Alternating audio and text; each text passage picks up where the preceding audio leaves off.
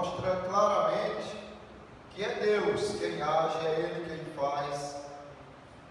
E aí você pensa, será que todos se alegram com isso?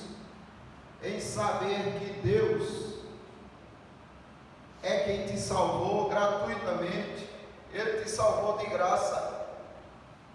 Deus te escolheu antes da fundação do mundo, mas Ele não olhou para o futuro e viu que você teria fé. Não foi assim.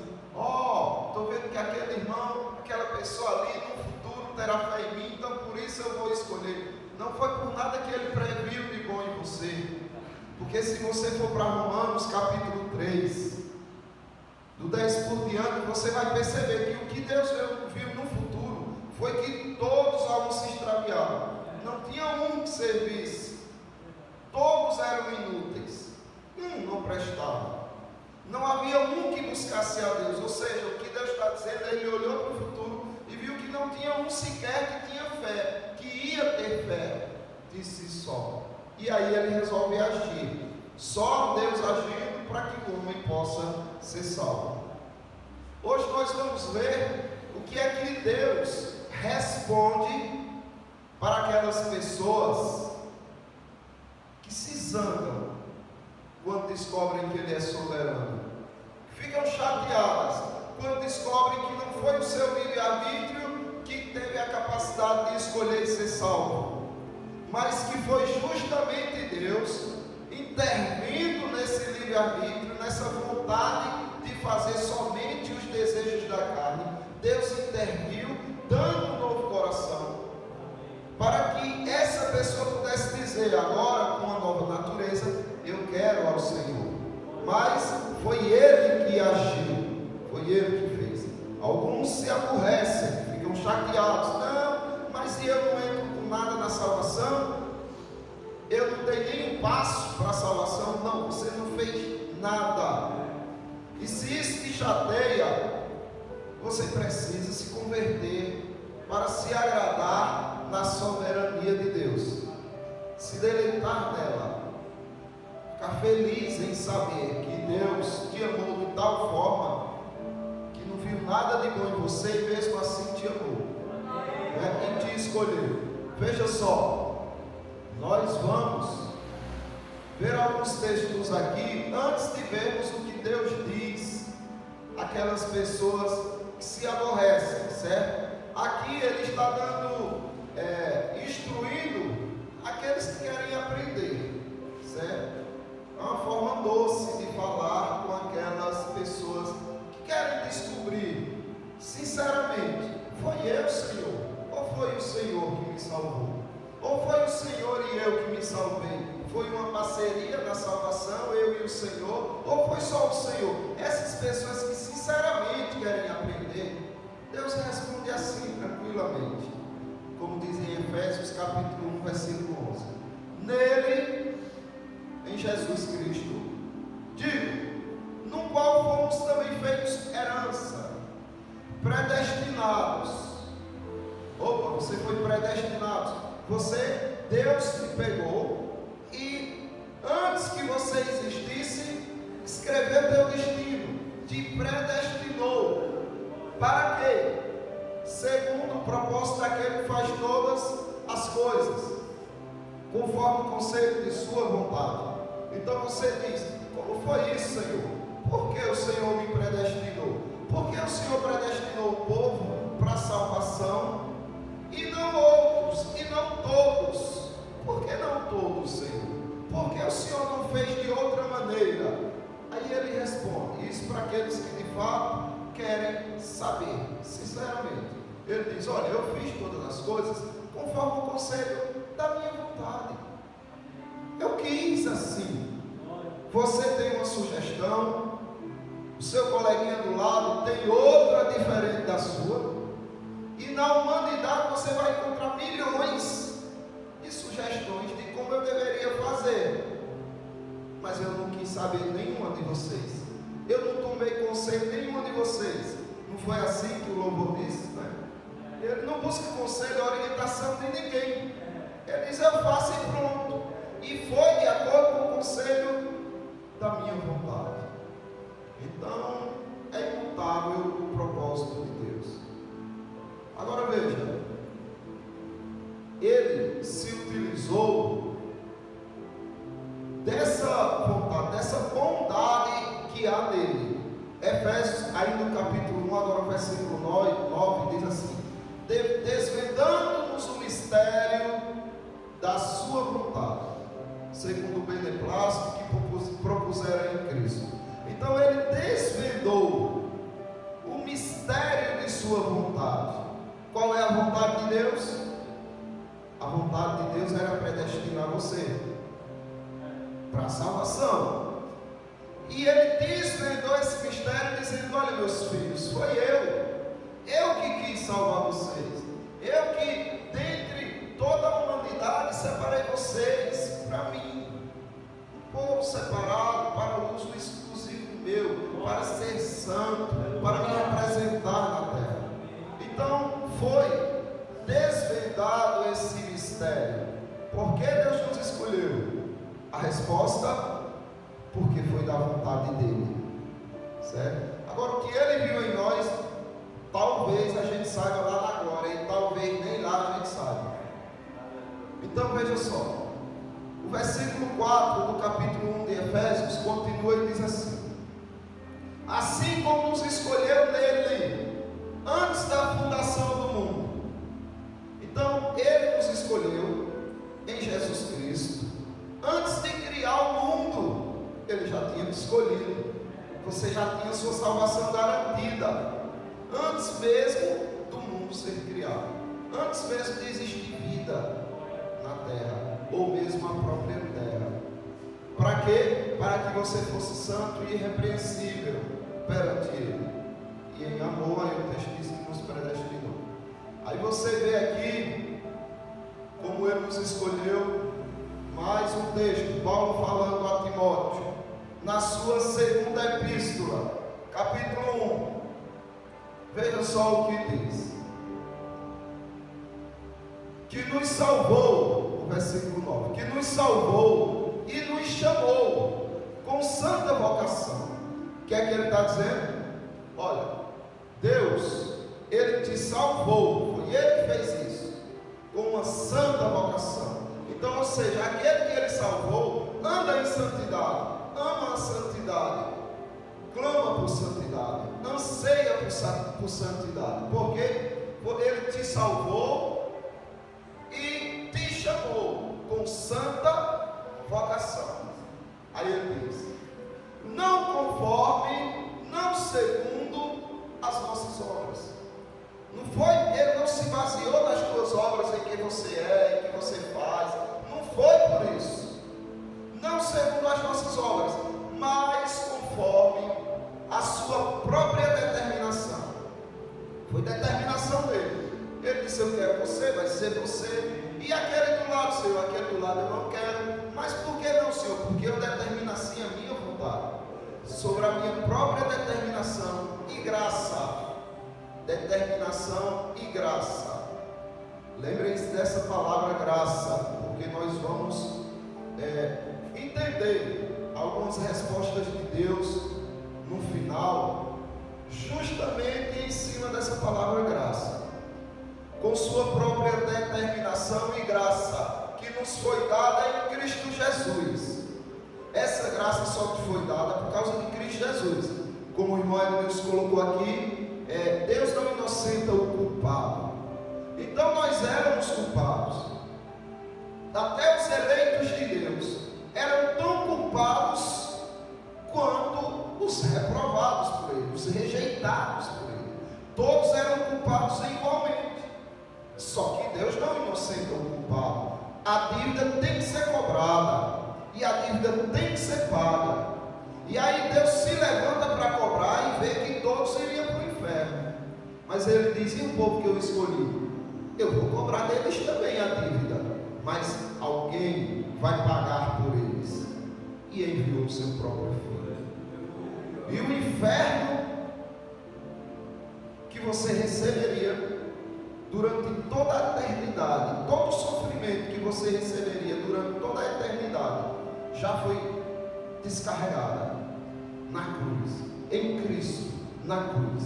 Então o tormento, o sofrimento, a dor de Jesus Cristo na cruz, foi a dor que você sentiria juntamente com todos os eleitos de Deus por toda a eternidade no inferno. Imagine a dor que ele suportou. Por isso que ele não podia enviar um anjo, por dois motivos: porque o anjo já mostrou que não tem capacidade de ser fiel por si só, Satanás e os demônios que o digam, e não podiam enviar um santo, um profeta, porque já foi provado também em Adão que eles não conseguiriam. E além disso, quem pode suportar o peso da ira de Deus? Nem anjos nem homens, só o próprio Deus. E aí vem Jesus Cristo e sofre a eternidade da dor que você sentiria no inferno, naquele momento ali na cruz. Toda essa intensidade, a separação total do Pai perante Ele, por causa da sua determinação e graça, conforme a sua própria determinação.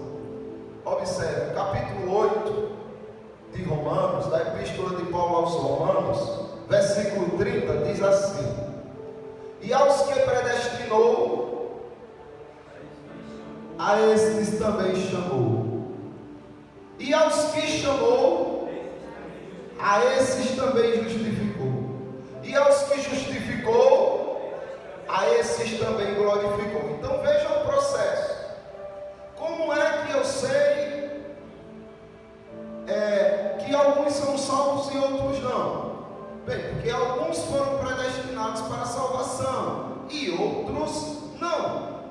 Porque ele está dizendo aí: e aos que predestinou, o que foi que ele fez com aqueles que ele predestinou? Ele chamou. Se você continua vivendo da mesma forma que vivia antes, não acredite que você é um eleito de Deus, ou pelo menos não acredite que você foi chamado por Deus. Porque se ele diz que predestinou e depois chama, o chamado para a fé, para uma nova vida, é a prova de que você foi predestinado. Você não tem como saber se foi predestinado antes de ser chamado, mas Deus sabe que você foi predestinado antes de te chamar, porque Ele fez isso, né? Predestinou. E quando Ele te chama, Ele te justifica. Ele não vê você como justo, Ele te justifica, ou seja, Ele te declara justo. Você é pecador e Ele diz sim, mas agora Ele é justo. Bum, e bate o martelo. Por quê? Porque alguém pagou o preço por você. A salvação é de graça, irmãos? Ela é de graça para você, não é? Mas ela é de graça? Não, teve um alto preço, certo? Foi cobrado muito alto, um preço que homem nenhum conseguiria pagar.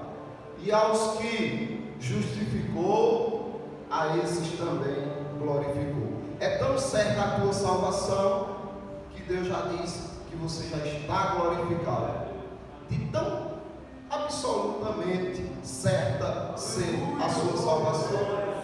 Então veja só, ainda aos Efésios capítulo 1, vamos ler o texto todo, né? Nos predestinou para Ele, o 5, o 6 e o 12. Nos predestinou para Ele, para a adoção de filhos, por meio de Jesus Cristo, segundo o beneplácito de sua vontade. Então Ele nos predestinou para Ele, para a adoção de filhos. A sua predestinação foi para que ficasse garantida a sua filiação, de que Ele te adotaria. Você foi predestinado para a adoção de filhos. Agora é óbvio, por meio de Jesus, não por suas obras ou por sua capacidade, segundo o beneplácito de sua vontade. Então foi coisa da vontade dele, para o louvor da glória de sua graça. Quando você entende, quando isso aí ocorre, a graça de Deus é louvada, ou não é? Porque você olha e diz: quer dizer que eu não fiz nada, Deus, para contribuir com o Senhor na salvação? Então isso é pura graça. E aí a graça de Deus vem à tona e o louvor sobre ela também, para o louvor da glória da sua graça. E aí, ele continua e diz, que ele nos concedeu gratuitamente no amado, para o louvor da glória da sua graça, que ele nos concedeu gratuitamente no amado, a fim de sermos para o louvor da sua glória. Nós, os que de antemão esperamos em Cristo. Paulo está falando dos judeus, que de antemão esperavam em Cristo, aqueles que foram eleitos, passaram a ser chamados por Cristo. E aí depois vem os gentios. Então vejam só, aquele texto que nós lemos também, aqui de 2 Timóteo, que nos salvou e nos chamou com santa vocação, não segundo as nossas obras. Aí Efésios capítulo 1, que ele nos concedeu gratuitamente no amado, porque pela graça sois salvos, capítulo 2 de Efésios, mediante a fé. Isto não vem de vós, é dom de Deus, não de obras, para que ninguém se glorie. Já imaginou você chegando lá no céu e tendo sido por obras a sua salvação, ou por algo que você tem que outra pessoa não teve, e você batendo no peito e dizia, sou aqui, ó, aqui é firmeza, estou aqui, né? Deus fez a parte dele, mas se eu não tivesse feito a minha, você ia estar se exaltando em cima de mentiras, porque a capacidade humana jamais poderia isso. Para que ninguém se glorie, todo mundo que seja humilde diante do Senhor, Ele te salvou pela graça. Agora a predestinação é segundo a vontade e os propósitos de Deus, certo? A predestinação realizou-se na eternidade, você nem existia, mas é segundo a vontade e os propósitos de Deus. E os propósitos imediatos da salvação, santificação e glorificação do Criador. É a sua santificação e a glória de Deus, certo? A eleição eterna é incondicional. Deus não impôs condição nenhuma. Ah, não, mas ele não diz assim, creia em mim e será salvo. Isso não é uma imposição, não é uma condição. Se você crer, você será salvo. Sim, tudo bem, mas estude a Bíblia no todo, e você vai ver que até essa fé que você teve para ser salvo, veio como um dom da parte dele. Ele precisou arrancar as trevas do teu coração e fazer nascer a luz, senão você jamais ia crer. E eu quero aqui falar sobre os propósitos divinos de Deus, que ninguém pode prescrutar, que ninguém pode compreender, mas que nós podemos aceitar e nos alegrar. Nós vimos como é que Deus lida com a igreja mediante as dúvidas que a igreja tem a respeito da sua própria salvação. Como é isso, Senhor? Como foi? Ele vai dizer, não, meu filho, foi de graça, não foi pelas obras. Eu te amei antes de criar o mundo, te predestinei, diz respeito somente apenas à minha vontade, à minha determinação. Mas existem alguns que se irritam, que não gostam, porque isso é humilhante. Como assim? Não foi o meu livre-arbítrio? Quem Deus pensa que é? Só falta dizer isso, né? Mas vamos ver aqui, irmão, alguns textos que Deus vai colocando o homem no seu devido lugar, certo? Nós, seres criados, infinitamente inferiores ao Criador e por isso mesmo, extremamente limitados, não dispomos da mínima condição para entendermos Deus, para entendermos o seu amor, a sua justiça e os seus propósitos.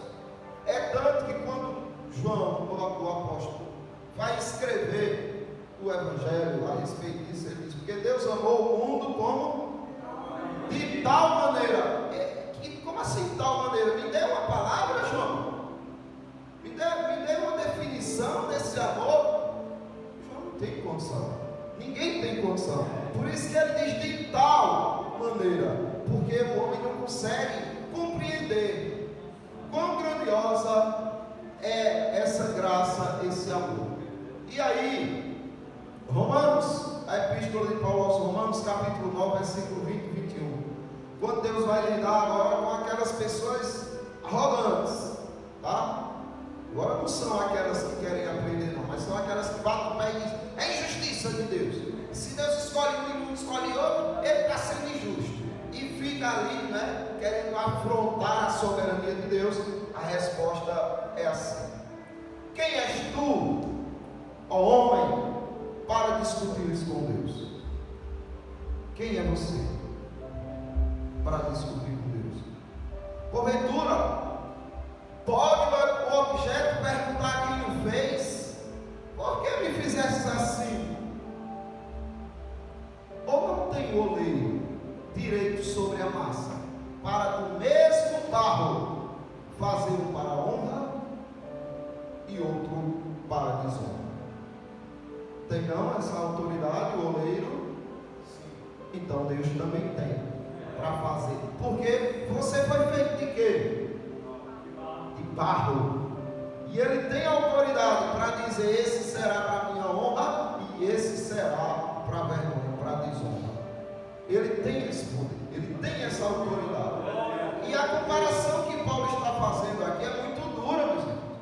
O que Paulo está comparando a humanidade aqui, né, que isso daí daria hoje em dia um processo grave para Paulo, mas ele não ia se importar com isso, porque ele até morreu por causa das verdades que ele não quis abrir mão.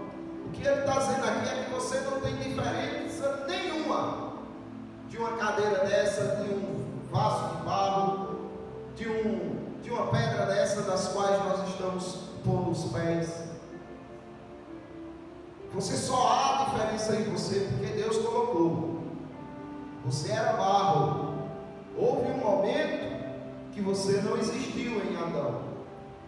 Aquele barro ali que os animais passavam e pisavam, Deus foi e tirou e moldou e depois soprou vida. Aí começou a diferença daquele barro para o outro barro, porque Deus deu vida. Então por que o homem vai se gabar, se orgulhar e achar que é alguma coisa, se ele veio justamente do barro? E mais, Jeremias capítulo 18, versículo 1 por diante, diz assim: palavra do Senhor que veio a Jeremias, dizendo: dispõe-te e desce à casa do oleiro, e lá ouvirás as minhas palavras. E aí Jeremias desce, né? Corre Jeremias, a palavra de Deus está lá na casa do oleiro. Desci à casa do oleiro, e eis que ele estava entregue a sua obra sobre as rodas, como o vaso que o oleiro fazia de barro se lhe estragou na mão, tornou a fazer dele outro vaso, segundo bem lhe pareceu, bem se lhe agradou. E aí vem a palavra do Senhor. Então veio a minha palavra do Senhor: não poderei eu fazer de vós como fez este oleiro, ó casa de Israel, diz o Senhor. Será que Deus não pode fazer? Quem é o homem para achar que tem algum direito, algum privilégio, alguma coisa? Será que Deus agora depende da tua aceitação? Será que Ele depende da tua aprovação? Será que é você mesmo que determina e Ele tem que obedecer? Ou é o contrário? E aí você vê, Ele, eis que, como o barro na mão do oleiro, assim sois vós na minha mão, ó casa de Israel. E aí eu quero trazer uma parábola que Jesus Cristo contou a respeito dos trabalhadores na vinha, que é basicamente uma explicação para como é que Deus faz na questão da eleição. E o que ele responde, ou o que ele revela que está no coração daqueles que acham que ele é injusto por causa disso, daqueles que não aceitam, aqui está uma grande resposta. O Evangelho segundo Mateus capítulo 20, do 1 ao 16. Porque o reino dos céus é semelhante ao dono de casa que saiu de madrugada para assalariar trabalhadores para a sua vinha.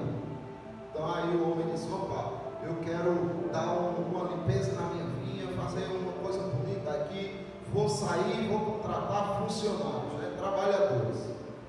E tendo ajustado com os trabalhadores a 1 denário por dia, mandou-os para a vinha. Peguem bem essa questão aqui. Depois de acertar com eles, fechar contrato com eles, dizer para eles: olha, vocês concordam em trabalhar em 1 denário por dia, que era o salário justo, que todos trabalhavam, era um dia de trabalho, era 1 denário. Querem trabalhar? Lógico, estavam desempregados, foram trabalhar, contratados, concordaram, 1 denário por dia. Saindo pela 3ª hora, viu na praça outros que estavam desocupados, e disse-lhes: ide vós também para a vinha, eu vos darei o que for justo. Eles foram. Tendo saído outra vez, perto da hora 6ª e da 9ª, procedeu da mesma forma. Então aí já estava ficando bem mais tarde, já estava terminando o dia de trabalho, e aí ele vai e chama pessoas para trabalhar na sua vinha algumas horinhas, breve tempo. E saindo por volta da hora 1/10, encontrou outros que estavam desocupados e perguntou-lhes. Então aqui ele encontrou pessoas que estavam desocupadas, mas que já estavam no fim do dia e não tinham quase o que fazer. E aí ele pergunta: por que estáis aqui desocupados o dia todo? Responderam: porque ninguém nos contratou, ninguém quis a gente, todo mundo nos desprezou, chamaram outros para trabalhar, mas a gente não conseguiu emprego, fomos rejeitados. Então lhe disse: ide também vós para a vinha. E eles foram, no finalzinho do dia. Ao cair da tarde, disse o senhor da vinha ao seu administrador: chama os trabalhadores e paga-lhe o salário, começando pelos últimos e indo aos primeiros. Então pague o salário para eles, para todos, E aí ele começou pelos últimos, ou seja, o que chegou no finzinho do dia para trabalhar, recebeu quanto? 1 denário. Vindo os da hora 1/10, recebeu cada um deles 1 denário. Uma horinha trabalhada, algumas poucas horinhas, por 1 denário, que seria o do trabalho de um dia todo. Ao chegarem os primeiros, pensaram que receberiam mais. Parece ser justo isso, Afinal de contas, o que trabalhou tão pouco recebeu tanto. E eles dizem: opa, esse homem é muito bom, então ele vai nos dar muito mais do que tinha combinado conosco. Porém, também estes receberam 1 denário cada um. Isso traz uma certa revolta. Quem é patrão sabe disso, quem é empregado também. Quando o patrão quer agradar um empregado e não agrada outro, já começa o ciúme, Mas aí, tendo recebido, murmuravam contra o dono da casa. Vejam que é o ser humano. Eles estavam desempregados, foram assalariados, foram trabalhar felizes, só que agora estão murmurando depois que receberam o salário. Geralmente se murmura enquanto está trabalhando, quem é ingrato. Mas aí murmurar depois que recebe o salário. Mas por quê? Aí eles dizem: estes últimos trabalharam apenas 1 hora, contudo igualastes a nós que suportamos a fadiga e o calor do dia todo. Não é justo. Que coisa é essa? Por que eles estão recebendo igual a nós? Trabalharam 1 hora. Mas o proprietário, respondendo, disse a um deles: amigo, não te faço injustiça. Tem alguma injustiça para com aquele? Tem. Por que não? Foi combinado. Eu não faço injustiça com você, não. Se ele levasse essa causa para o juiz, o patrão ia dizer aquilo, porque ele assinou. Pergunta quanto ele recebeu. Então não tem injustiça. Não te faça injustiça. Não combinaste comigo um denário? Toma o que é teu e vai-te, pois quero dar a este último tanto quanto a ti. Eu que quero. É minha vontade de dar a ele. Pega o que é seu, suma daqui. Pare de murmurar, pare de fazer confusão. Então veja, essa parábola aqui é para Jesus Cristo explicar o que aconteceu com os judeus e os gentios, o ciúme que eles iriam ter dos gentios, porque eles têm toda uma história. Israel com Deus, levando o nome de Deus, sofrendo perseguição, quase destruídos, e de repente Jesus diz: ei, gentios, agora entrem no finalzinho. Aí os gentios ganharam a salvação igual eles. Mas aqui também tem explicações em relação aos reprovados também. Porque quando Jesus Cristo diz aqui, olha, não combinaste comigo um denário, está aí o seu salário. O que foi que Deus combinou com Adão? Qual foi o salário de Adão? Se ele trabalhasse direitinho, ia acontecer o quê? Se ele não desobedecesse e tudo, ele iria viver quanto tempo no paraíso? Eternamente. Esse era o salário da obediência. E o salário da desobediência era o quê? A morte. Então, quando tiverem lá os reprovados, dizendo assim: porque o Senhor não me salvou também? O Senhor vai dizer: olha, qual foi o salário que você escolheu?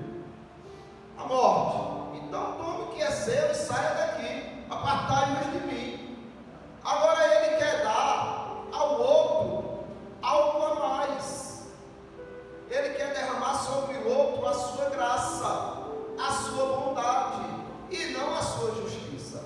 Sobre estes a justiça, sobre aqueles a misericórdia. Por isso que ele diz assim: porventura não me é lícito fazer o que quero do que é meu? Será que eu não posso fazer o que eu quero do que é meu? Quer dizer que agora, para dar uma esmola a alguém, eu tenho que perguntar a você que não tem nada comigo? Que história é essa? Eu quero dar esse favor a eles, essa esmola a eles, esse brinde a eles, esse presente a eles, e a você eu quero dar o seu salário. Aonde está a injustiça?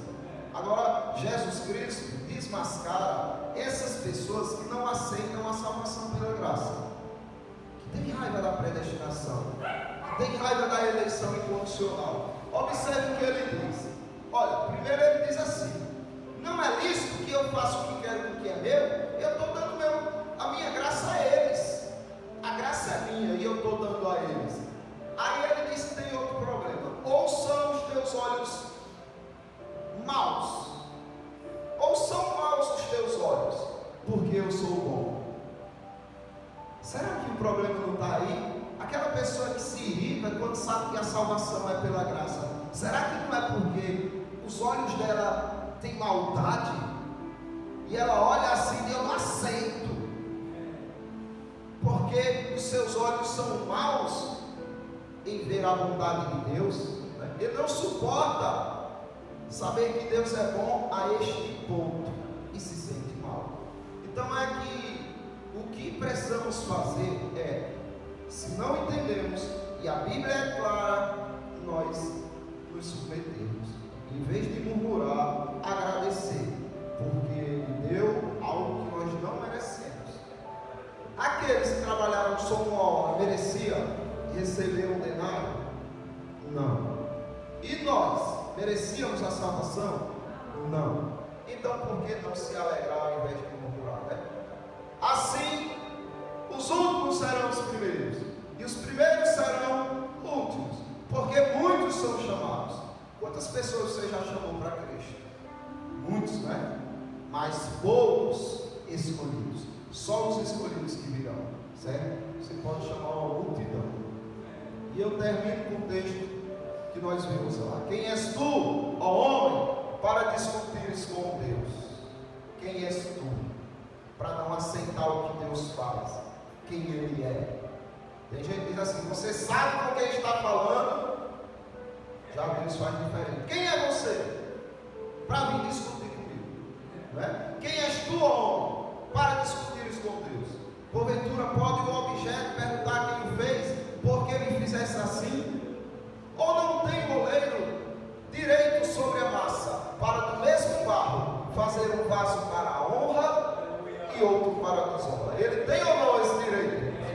Tem. E nós devemos nos sentir como? Agraciados, bem, felizes, não é? Por saber que temos esse Deus tão gracioso e soberano. Alguns dos irmãos querem fazer alguma pergunta?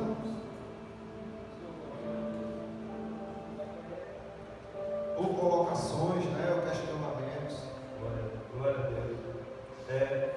Pastor José, a respeito dessa última mensagem aí que Jesus fala: ou os teus olhos são maus, porque eu sou bom.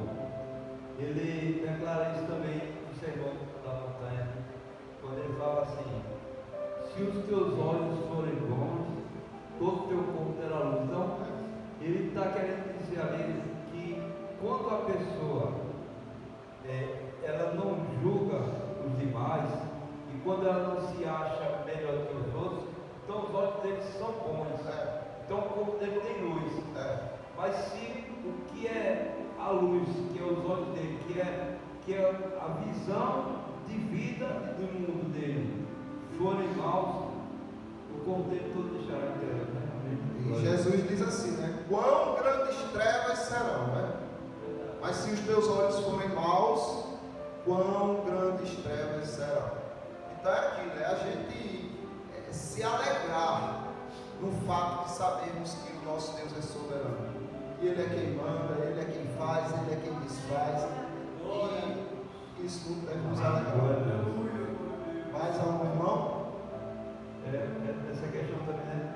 Que João abordou que nós não somos diferentes dos demais, mas quando nós somos contemplados pela graça da escolha de Cristo, a gente deve louvar Deus por isso e não se sentir melhor que o próximo, né? Porque isso não dependeu de nós, mas dele usar a sua misericórdia. Como ele diz: eu não tenho oleiro poder jogar o barro para do meio do barro fazer um vaso para a honra e outro para a desonra. Então, nós devemos nos alegrar no seguinte: a palavra de Deus fala, aquele que quer gloriar, glorie-se nisso em conhecer o Senhor, porque Deus se fez revelar a nós. Então isso deve ser motivo da gente se gloriar, de conhecer a Deus, porque a sua graça é